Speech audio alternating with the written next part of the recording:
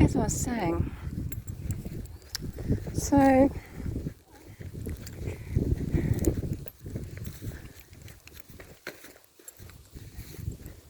if it is actually the case that Mr. Brown would have something to do with Abby and Libby's murder, then how does the family not recognise him, or if they do, not speak up, not work with law enforcement to bring him down? In all of 5 years, are you saying that they are complicit? Or you're just saying that they are absolute numbskulls, but you are a genius?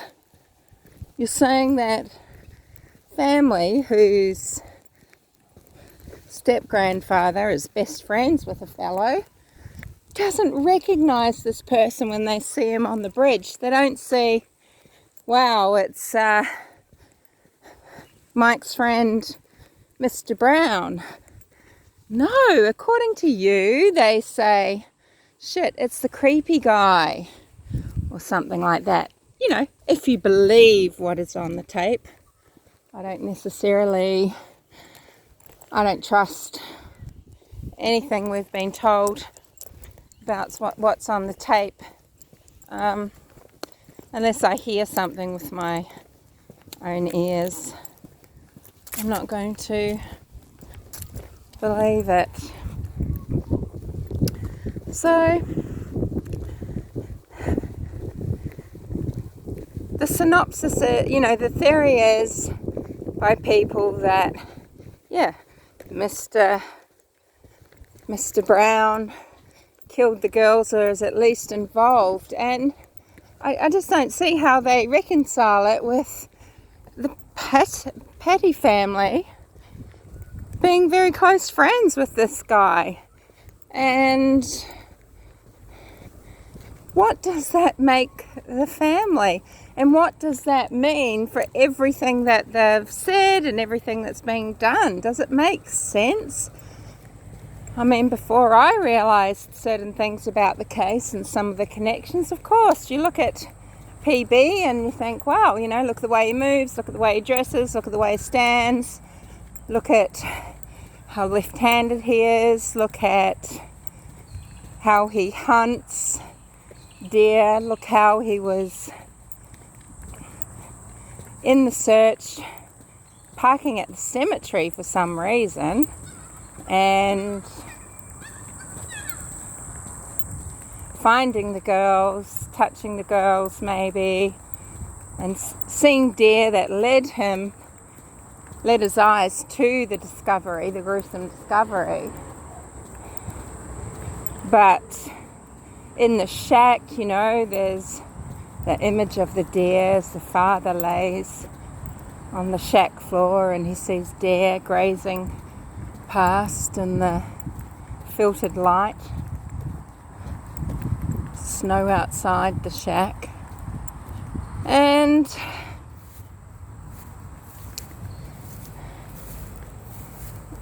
does this have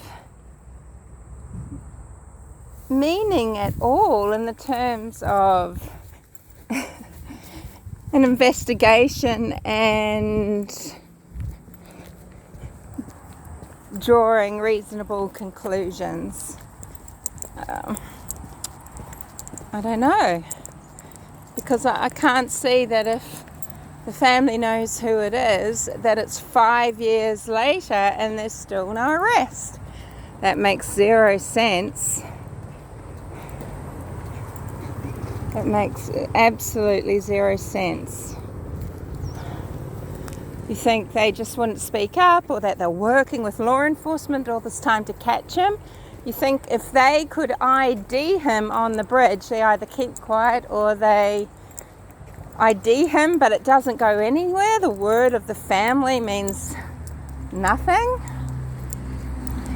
Because surely then it would become of highest priority for law enforcement to break down whatever alibi this person had, right? And that wouldn't take 5 years, surely. The right sort of pressure. They could find something. So for all the people that are, talking about Mr. Brown, Mr. Rat Brown, whatever you like to call him, just, to all the people just making these wild theories that have such leaps in logic,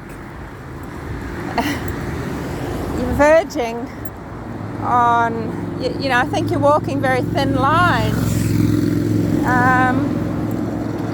Remember, there is Critical K who is being sued for $10 million, and why wouldn't someone sue you?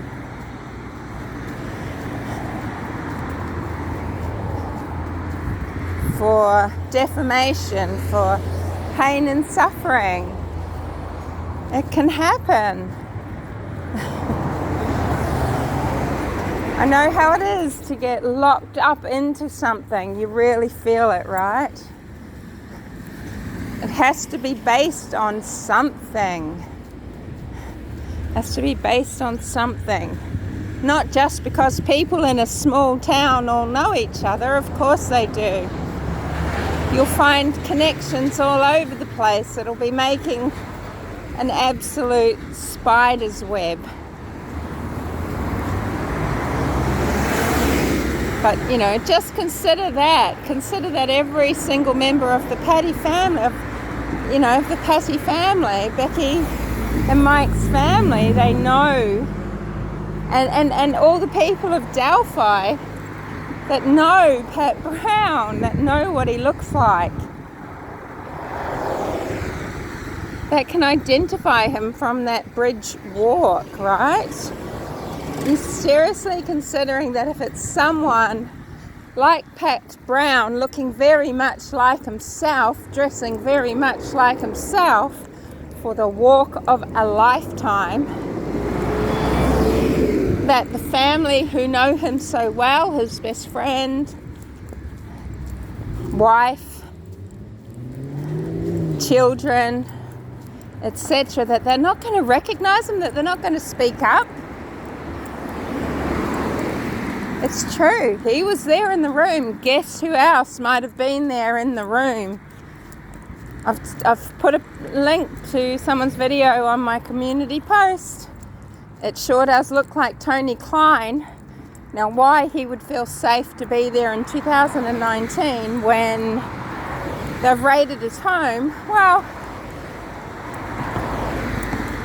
maybe he just did have no clue that they were looking at him for the murders. Maybe he thought they were just looking at his son. Maybe he thought his son would never talk, and it seems like his son is possibly never going to talk. More fool Kegan, because it's exactly what he should be doing.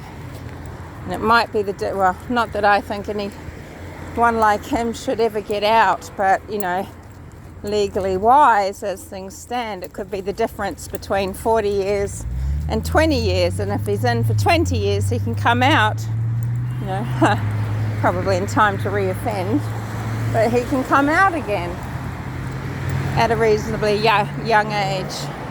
Which you can't do if he's away for 40 years or for life without parole, right? Crazy thing about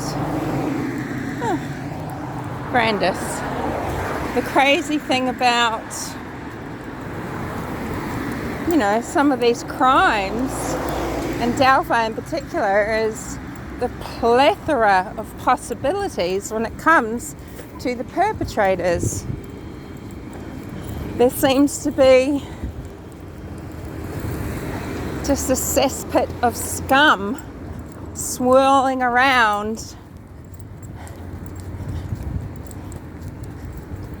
in the Indiana state, and people that are going after Mr. Brown, for example, or SE, I mean, Essie, yeah, sure, we need to know what was happening on the 13th. But Tony Kline was trying to meet girls. He wasn't just trying to get their images. He wasn't just trying to receive videos. He wanted to meet girls. So it's gone beyond wanting their images. He wants to meet them. And when he meets them, they're going to know that he's not Anthony Shots, right? So what do you think might happen? You know, he's possibly been looking for a murder victim for a very long time. That's what it seems like. Anyway, I better go. I don't even know if you're going to be able to hear all of this.